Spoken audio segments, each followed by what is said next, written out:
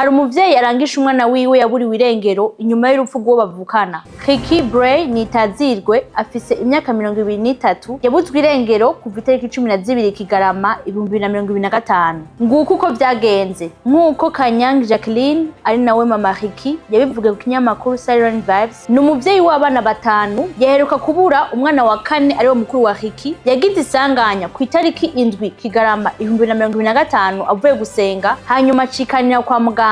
Mu misi y'ikigandaro Ricky yarabwiye mama wiwe ko bidakunda ko asinzira. Mama wiwe yaramubwira amajambo yo kumuhumuriza akanamusengera. Ku munsi ugira kane w'ikigandaro hari itariki 11 Kigarama 2025 Ricky yirigwanye n'abandi bagenzi biyo burunganyo bari baje mu kigandaro baganira ibintu bisanzwe. Ikigandaro giheze uwo munsi abo mu muryango barasezeranye bose baja kuryama. Bukeye kwa 12 Kigarama hari wavyutse isaha 11 y'igitondo aja muri salo kunywa amazi, abona umuryango w'inzu urakingiyeko ariko yabifashe nk'ibisanzwe. Uwukurikira nawe nyene yavyutse hafi isaha 12 zo mu gitondo, nawe nyene yabonye umuryango ukingiyeko atarufunguzo rurimo. Nawe yibajije yuko hari umuntu yazindutse. Bose bamaze kuvyuka, mama Ricky yarabonye ko Ricky adahari, niko gutangura kubaza mu babanyi barabura. Uwo musi wose waraheze atabonetse. Bukeye bwaho ku itariki 13 Kigarama babonye ko Ricky yaradatashe. Mama Ricky yaranditse ubutumwa bwaciye ku mbuga hwaniro mu kurondeza hose. Ku mugoroba umwana w'umubanyi yavuze ko yabonye Ricky mu gatondo k'uyo munsi nyene. Mama wiwe yavyandika ku mbuga hwaniro, yavuze ko bahuriye muri bus, hama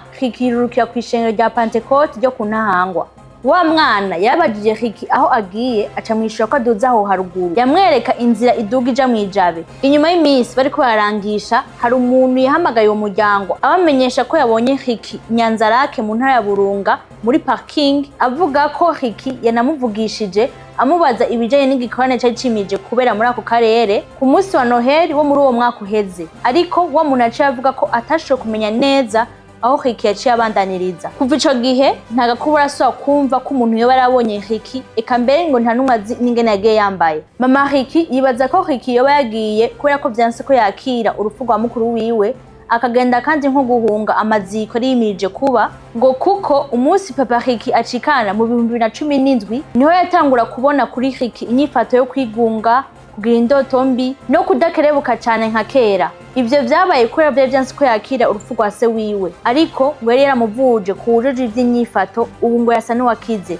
Mama Ricky avuga ko yuguruje idosiye mu gipolisi c'Inyamiramabi kugira bamufashe kurondeza, ariko gushika umuntu akiravamwo. Arasaba uwobona Ricky canke akamenya icamushikiye kumenyesha uwo muryango baciye kuri izi nimero tuberetse za mama Ricky na mukuru wa Ricky.